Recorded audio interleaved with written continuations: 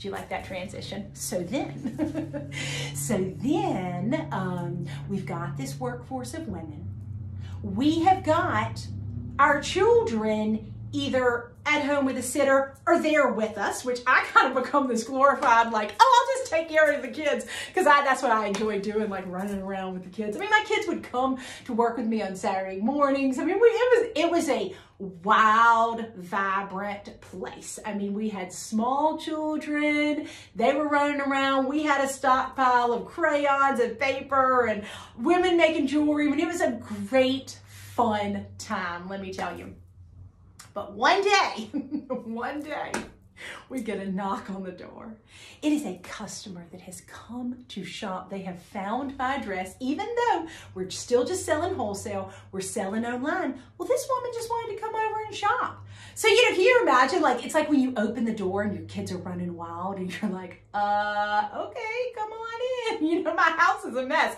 I mean, that's how I was at the Pearl Girls. It was like, okay. And it's so wonderful because the woman who came literally ended up starting to work for us. So it was a beautiful, beautiful thing. I mean, she and I became great friends, but yeah, she just wanted to come and see the jewelry herself, So then she was learning about everything we were doing there and all that. So then I get into, so there's like two simultaneous things going on. So basically I'm going to put the place on pause for a minute. So we've got this like vibrant, we're growing this made in the USA thing. I've pretty much ended my launch of American Pearls. Again, they're cost prohibitive. They're a little bit different and funkier for people. So people are having a harder time wrapping their brain around it. But I'm also, that kind of spearheaded me, launching Made in the USA. So that was kind of fun too. But, I keep going. I've already been to my first pearl farm right here in the US. And I'm like, I want to go to more pearl farms. Like, I want to know what is happening at those pearl farms. So I reached out to a contact in China. And I said, listen, up to that point, I was slowly, just how you naturally, I'm finding more and more suppliers and I'm kind of expanding what I'm learning and where I'm going and all that kind of stuff. But I'm like, I really want to come see the whole production.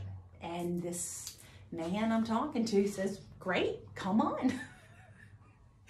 We harvest at the coldest time of year. So there's some tricky things that go on in China because everything shuts down for the Chinese New Year. And so that all shuts down, but then the pearl harvest happens in a very similar time, like end of February to beginning of March, and all that sort of changes every year, those dates. But they said, so basically they told me when the harvest was. I mean, I think it was like the first week, sometime the first week in March.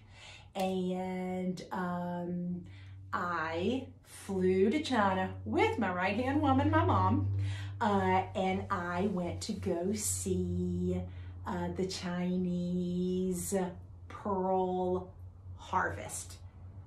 Let me tell you all about it.